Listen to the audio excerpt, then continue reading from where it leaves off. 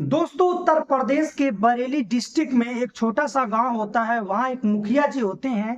काफी ज्यादा उनका इज्जत था उस गांव में। लोग उन्हें भगवान की तरह पूजते थे और 5 से 6 बार जो है उस गांव के वो मुखिया हो चुके थे और वर्तमान में भी मुखिया थे। दोस्तों, वो गांव में बहुत ही इज्जतदार थे।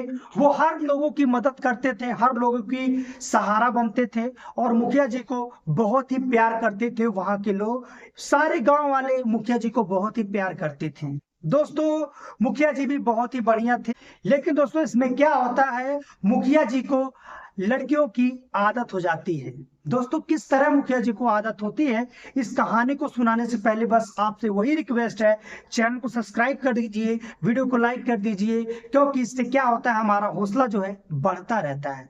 आइए दोस्तों, मेरा नाम है अरुण सिंगारिया और आप सब देख रहे हैं हमारा यूट्यूब चैनल। तो आप सभी का वेलकम है हमारे यूट्यूब चैनल पे। दोस्तों, स्टार्ट करते हैं इस कहानी को।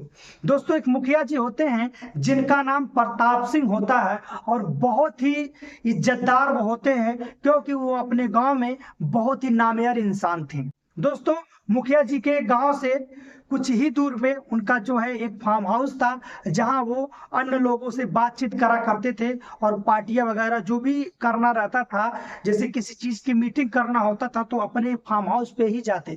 दोस्तों, मुखिया जी को 2 बेटे थे और एक बेटी थी और उनकी एक बहुत ही अच्छी पत्नी भी थी, जो कि बेहद मुखिया जी उनसे प्रेम करती थी। दोस्तों, एक दिन मुखिया जी अचानक घर से निकल रहे थे किसी काम के लिए। तभी उनके गाड़ी में एक फोन आता है कि हेलो जी, कौन बोल रहे हैं। और वो एक लड़की का होता है और वो एक लड़की जो है कॉल गर्ल होती है। दोस्तों, जैसे ही मुखिया जी को फोन करती है, मुखिया जी से कहती है कि हेलो, आप कौन बोल रहे हैं। मुखिया जी भी अपना पर्चा जो है बता देते हैं कि फला गांव का मैं मुखिया बोल रहा हूँ। दोस्तों, वो लड़की समझ जाती है कि मैं आज किसके पास फोन लगाई हूँ। दोस्तों, मुखिया जी को वो लड़की जो है अपने बस में करने के लिए सोचने लगती है और फोन पे मीठी मीठी बातों में फंसाने लगती।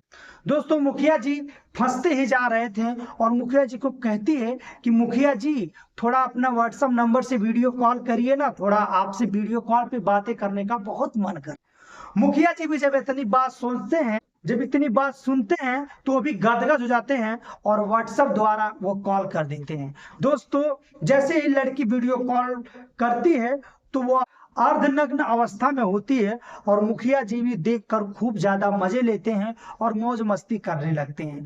दोस्तों, वो लड़की कहती है, मुखिया जी, मैं आपका नाम बहुत सुनी हूँ और आपसे बेहद मुझे अच्छा लगा बातें करके और मुझे ऐसा हो रहा है कि आपसे मिलना चाहिए।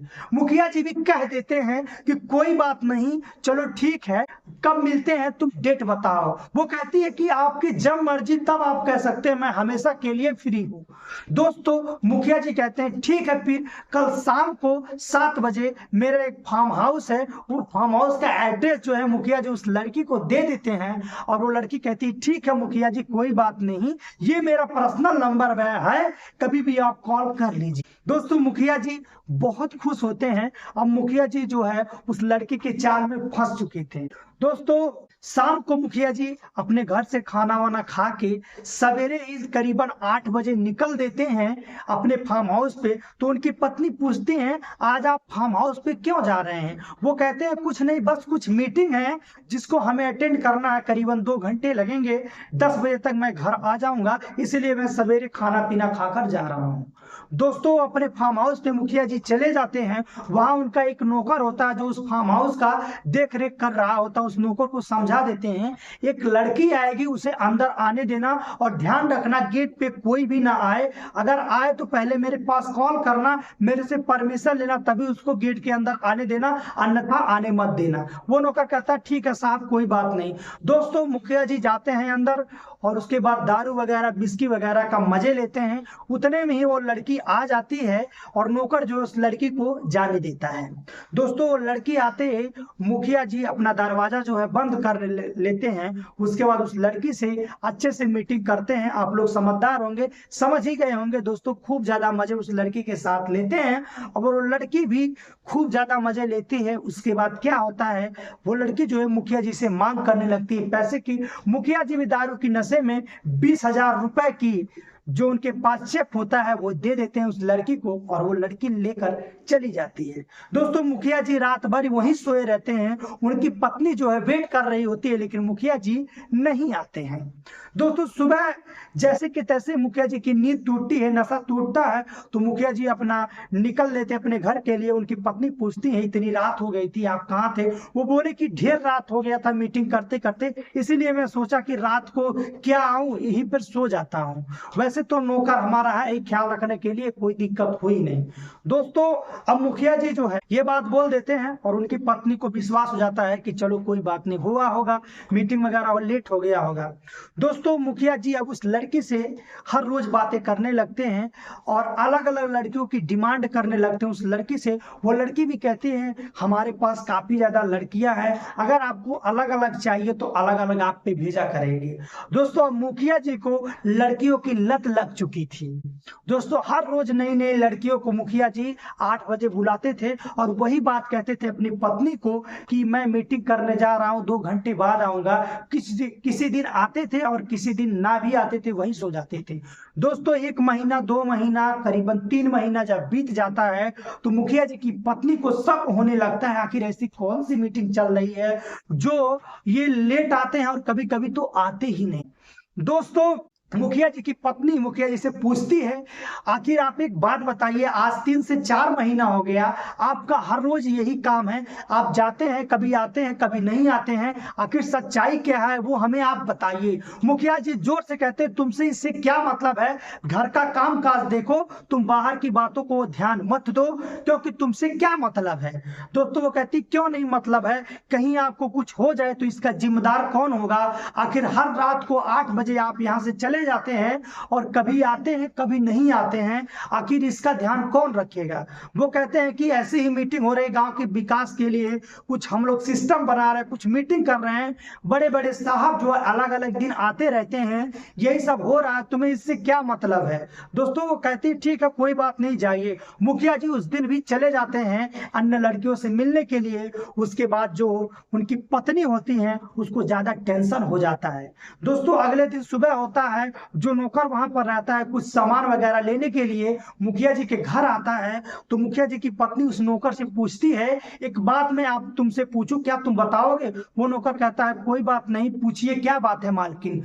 वो कहती है तुम्हारे जो साहब हैं वो रात को 8 बजे किनसे मीटिंग करते हैं, क्या वो लड़की रहती है, क्या वो कौन लोग रहते हैं, जो कितने लोग आते हैं, सारी डिटेल जो है उनसे पूछने लगती है। लेकिन वो जो रहता है नौकर वो पहले तो मना कर देता है, क्योंकि मुखिया जी ऐसे धमकी दिए थे अगर तुम किसी को भी ये बात बताओगे तो तुम्हें मैं जान से मार दूंगा और अपने घर से जो है बाहर भी निकाल दूंगा, एक फूटी कौड़ी भी नहीं दूंगा और तुम्हारी नौकरी भी खा लूंगा। दोस्तों वो नौकर पहले तो मना करता है नहीं मुझे कुछ नहीं पता, हाँ कुछ लोग आते हैं ऐसे मीटिंग करते लेकिन हमें कुछ पता नहीं है।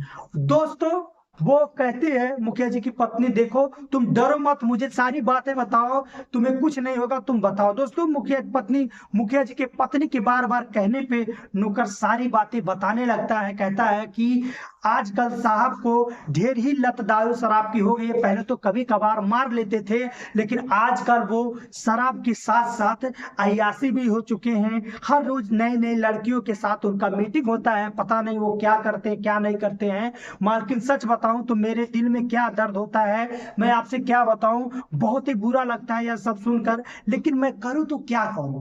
दोस्तों उसके आंखों में आंसू आ जाता है और मानो कि पैरों तले से जमीन खसक जाता है मुखिया जी की पत्नी से जब यह सब सुनती है। दोस्तों वह ठान लेती है कि आज मैं जो है मुखिया जी की भंडा फोड़ कर ही रहूंगी। दोस्तों मुखिया जी जैसे ही शाम को 8 बजे निकलते हैं अपनी बोरिया बिस्तर लेकर, वैसे ही पीछे पीछे मुखिया जी की पत्नी जो है जाने लगती है। दोस्तों जैसे ही जाती है मुखिया जी के फार्म हाउस पर, वहां मुखिया जी अपन आराम से जो है मौज मस्ती कर रहे होते हैं, तब तक मुखिया जी की पत्नी जो है खिड़की के दरवाजे से देखती है तो हक्का बक्का रह जाती है, पूरा हैरान रह जाती है दोस्तों।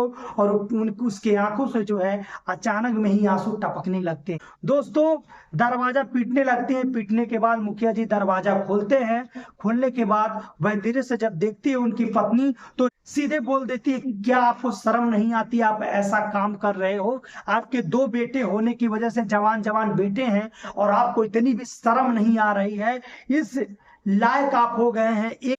दुष्कर्म कर रहे हैं, आपको शर्म नहीं आ रही है, अय्याशी कर रहे हैं। इस उम्र में, जिस उम्र में आपको भगवान की पूजा करनी चाहिए, आप एक मुखिया हैं, आप ये भूल गए कि आप एक मुखिया हैं, एक गांव के राजा हैं, और आप ये हरकत कर रहे हैं। अगर गांव वालों को ये बात पता लगेगी तो क्या बीतेगी तुम ही बताओ। दोस्तों, जब इतनी आवाजें सुनते तो फार्म हाउस के पास कुछ घर होते हैं, वहां के भी लोग आने लगते हैं, और धीरे धीरे कानों कानों खबर पहुंच जाता है।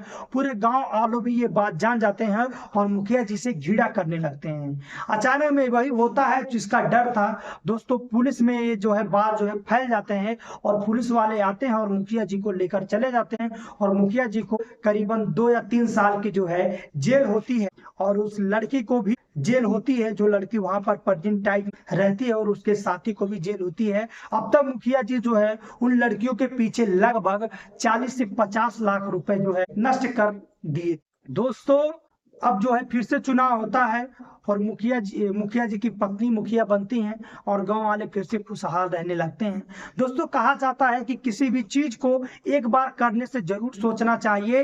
हालांकि आप मान रहे हैं, आप कुछ चीजें जो है अपने मजा के लिए कर रहे हो, लेकिन वही चीज एक दिन जो है बहुत विशाल विश्वघात चीज हो जाती है, जिसे आपके परिवार को, आपके जीवन को भी बर्बाद कर देगी। दोस्तों, उम्मीद करते हैं कि यह कहानी जो है आप सभी को बेहद पसंद आई होगी। और दोस्तों, ये एक रियलिटी कहानी है, एक सच्ची घटना है, कोई फेक घटना मैं नहीं बताता हूं। लेकिन दोस्तों, यह कहानी सुनाने का आप सभी को एक ही मकसद है, आप सभी को जागरूक करना, ना कि आपको जीवन को, आपके आत्मविश्वास को ठेस पहुंचाना। दोस्तों, मिलते हैं किसी और ऐसी कहानी लेकर किसी नेक्स्ट वीडियो में। तब तक के लिए धन्यवाद दोस्तों।